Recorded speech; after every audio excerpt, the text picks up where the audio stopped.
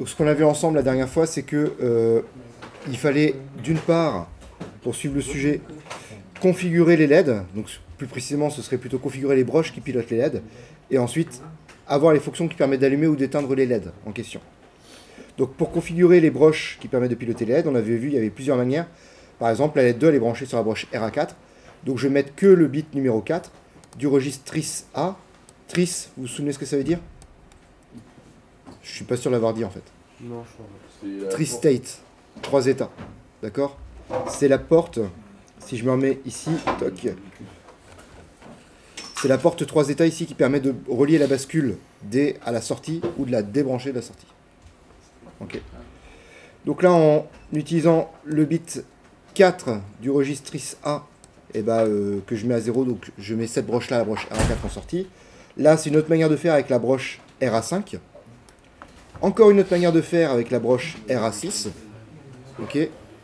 Et la dernière manière que je vous avais demandé de voir, c'était les masques logiques. Ok. On y repart juste après. Et on avait vu également que, donc ça c'était la partie tris, c'est ce qui permet de configurer la broche en entrée et en sortie. Et on a la partie lat, output latch, qui permet de piloter la bascule de sortie. Ok. Et donc en mettant par exemple lat A à 1, lat 5, lat A5 à 1, lat A6 à 1 et lat A7 à 1, je peux allumer respectivement les LED D2, D3, D4, D5 qui sont sur les broches RA4, RA5, RA6, RA7. On est ok? Alors, pareil pour mettre à 1, c'est pas compliqué, soit je prends lat A4 et je mets ce bit là à 1, soit je prends lat A bit, la structure, et dedans le champ lat A4, je le mets à 1, soit je le fais en assembleur, soit je le fais avec un masque logique. Ok? Eh ben on va commencer avec ça. Alors, pardon, oui, si. On va commencer avec ça. Supposons que je veux le faire avec un masque logique. Donc moi, par exemple, je prends lat A4. Enfin, je prends lat A. C'est un registre. D'accord? L'intérêt là des trois... des quelques expressions que je vous ai montrées juste avant. L'intérêt de ça, ça ou ça, c'est principalement de changer l'état d'un bit tout en conservant celui des autres bits du registre. D'accord? Parce que si par exemple, je sais pas moi, sur lat A, j'avais décidé d'allumer la LED 7, la LED 6, d'éteindre la LED 5, d'éteindre la LED 4, et puis les autres, il n'y a pas de sens puisque ce sont des sorties. Si j'avais décidé de faire ça, et que j'ai envie d'allumer la LED 4, il ne faut pas que j'écrive la valeur 0001, parce que sinon ça écrase l'état des deux premières broches. Ok? Et c'est pas ce que je veux faire. Donc, ce qu'on va faire, c'est effectivement une opération de masque logique. Cette opération de masque logique, c'est ce qu'on appelle un OU. Enfin, en l'occurrence, là, on va faire ça avec un OU. Et qu'est-ce que ça fait, ça?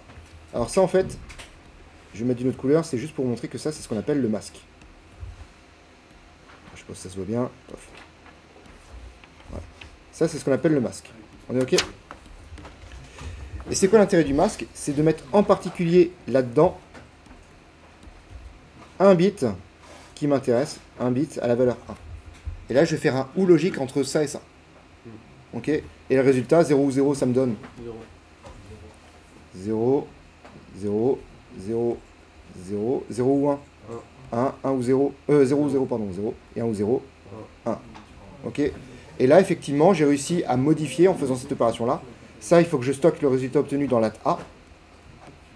Et donc, si j'écris lat A en C, ça s'écrit comme ça, égale lat A ou ce nombre-là. Ce nombre-là, c'est quoi? Comment je peux l'écrire?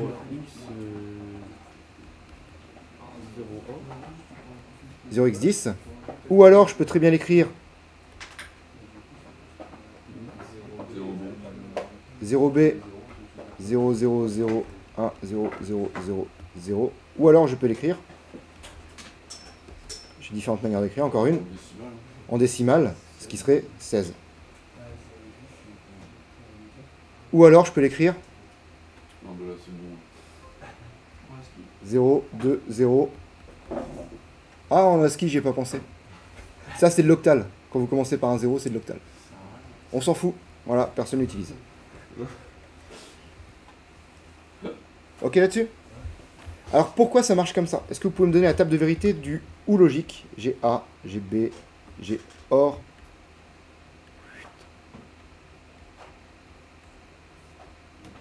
C'est quoi la table de vérité du ou logique?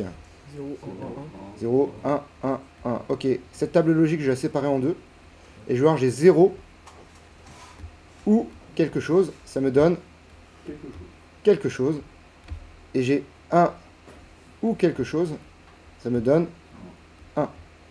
Et donc, rapport à ça, on voit que l'opération ou elle permet soit de conserver l'état d'un bit, soit de l'imposer à la valeur 1. Ok.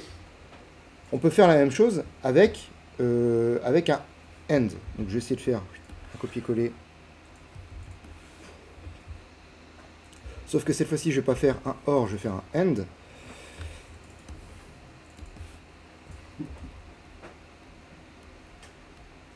Alors, sauf que le AND, il ne va pas marcher dans ce cas-là. Ouais, non, en fait, c'était complètement nul mon copier-coller. Là, supposons que je veux éteindre une sortie. Donc ce serait plutôt l'équivalent de LED 2 off, par exemple. Comment je fais pour l'éteindre, la sortie? Alors déjà, il faudrait que je mette ce bit-là à... Donc supposons que j'ai ça, parce que je viens d'allumer ma LED. Comment je peux faire pour l'éteindre? Alors on peut réfléchir, si vous voulez, on repart sur la table de vérité, c'est peut-être plus simple. Non? Ou tu voulais me proposer directement, Maxence? Moi j'allais dire, on prend le même que le OR, mais on inverse tous les bits. On inverse tous les bits, ok. Donc ça veut dire que je fais 0, 1, 1, 1, 1, 1, 1, 1, et là je vais mettre 0 sur le bit qui m'intéresse. Voilà. Sur le bit qui m'intéresse. Ok. Et là effectivement, 1 et 1 ça me donne 1, 1 et 1, voilà. 0 et 1, 1 et 0. Et après j'ai que des 0, toc. Et donc ça peut s'écrire comment?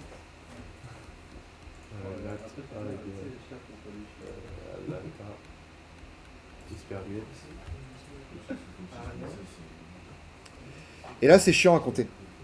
On est d'accord? Alors, ce que je propose, c'est qu'on note comme ça. Je vais garder le même masque que j'avais avant, parce que le bit qui m'intéresse au final, c'est le bit qui se trouve là. D'accord? Et là, je vais complémenter comme ça. Ok? Ça permet d'avoir l'inverse, mais nous, on utilise quand même une réflexion directe. D'accord? Le bit qui m'intéresse, c'est bien ce bit-là. Ou alors, si vous le mettez en hexadécimal, en binaire, pardon, vous le voyez mieux. Juste pour info, la notation décimale, on ne l'utilisera pas parce qu'elle n'est pas intuitive quand on parle vraiment de registre. La notation binaire, moi, je n'utiliserai pas parce que, encore une fois, elle n'est pas générique. Ce n'est pas une notation standard du C, c'est une notation qui vous est offerte par la chaîne de compilation. Donc moi, j'utiliserai toujours la partie hexadécimale, la version hexadécimale. Ok. Juste, il y a une autre manière de l'écrire, ça. Je ne sais pas si vous connaissez. On peut l'écrire lat A est égal 0x10. Ok, et là, comme je peux l'écrire aussi, lat A ou égal 0x10. Le ou égal et égal, vous voyez ce que c'est? Vous avez peut-être connu déjà le plus égal. Voilà. Ok, c'est exactement la même chose.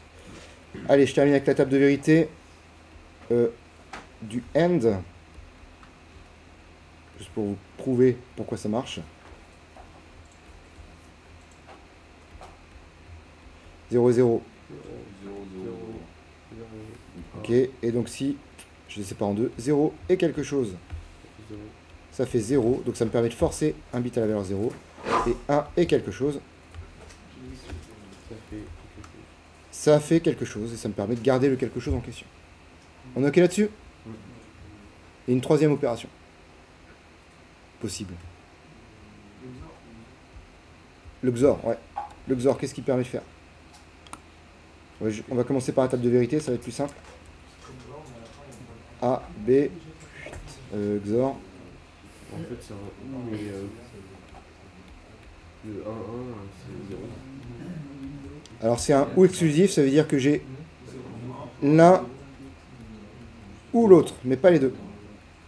Ok? Et donc, si je fais 0 XOR X, c'est quoi XOR le symbole en C? 2 barres? Non.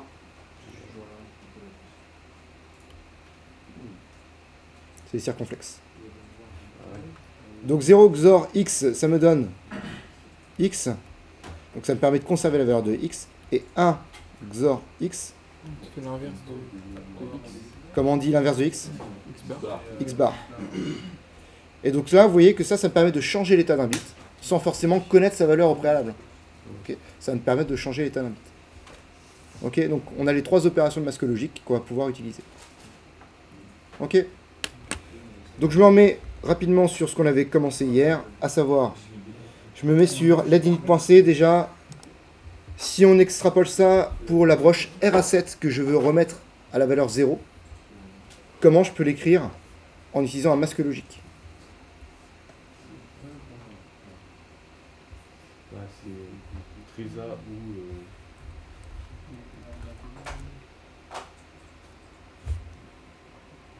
Le bit là, il faut que je le mette à 0 ou à 1? À 0.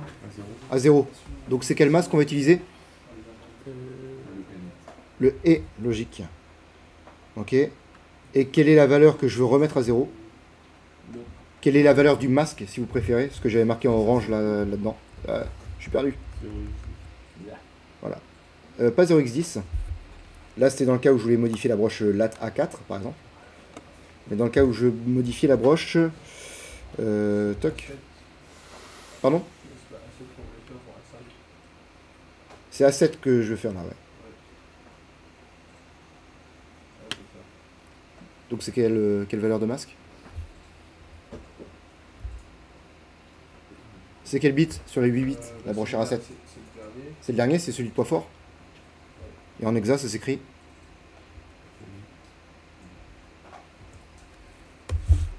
Ok. On n'oublie pas un truc?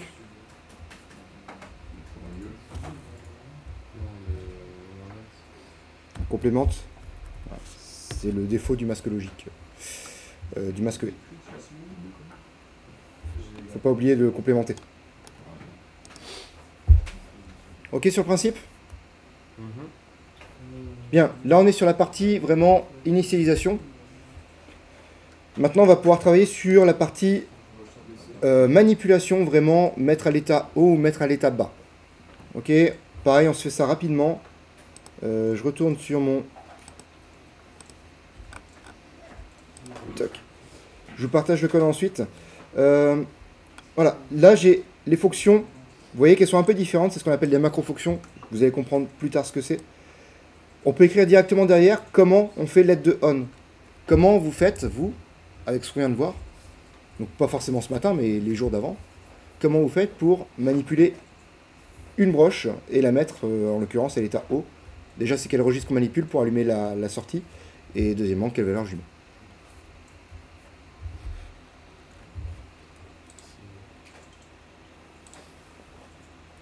C'est lat A. C'est lat A, ouais. On peut directement mettre lat A4 égale à 1. On peut mettre lat A4 égale à 1, éventuellement. Ok. Si vous voulez, on peut mettre lat A5 égale à 1. Si vous voulez, on peut faire lat A ou égale du coup 0x10. Ok. À la limite, moi je vais faire que des notations en masque, comme ça. Vous allez comprendre pourquoi après je vais rajouter des fonctions qu'on ne peut, enfin, qui sont pas facilement réalisables. Bah, typiquement ce que je vais faire après, là on va faire l'aide de on, ensuite on va faire l'aide de off, donc on voit comment c'est faisable. On met par exemple lata4 à 0, hein, ou lata bits.lata4 à 0, ou on le fait en assembleur, ou on le fait avec un masque logique. Par contre, pour changer l'état d'un bit en C, c'est un peu plus compliqué. Donc je passerai par le masque logique. Et par souci de cohérence, je vais garder ça tout du long. Ok. Donc là, par exemple, pour allumer la LED 3, qui est sur la broche, R à 5. Je suppose qu'elle est éteinte, ou pas? Pardon? Je suppose qu'elle est éteinte, on inverse le bit, on la met par défaut. Hein. Tu la mets à 1. Voilà. On, c'est tu l'allumes. Ça se trouve, elle était déjà allumée. Ça veut dire juste que tu exécuteras ton instruction, qu'elle n'aura aucun effet. Mais par contre, voilà, on impose que ce soit 1. Donc là, comment je fais? Lata.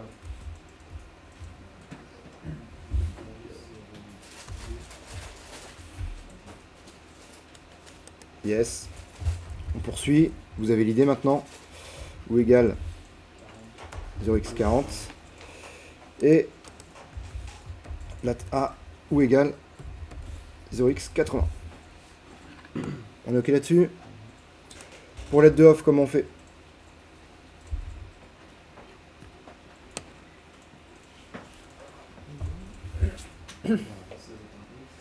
Ouais, on va utiliser un et logique.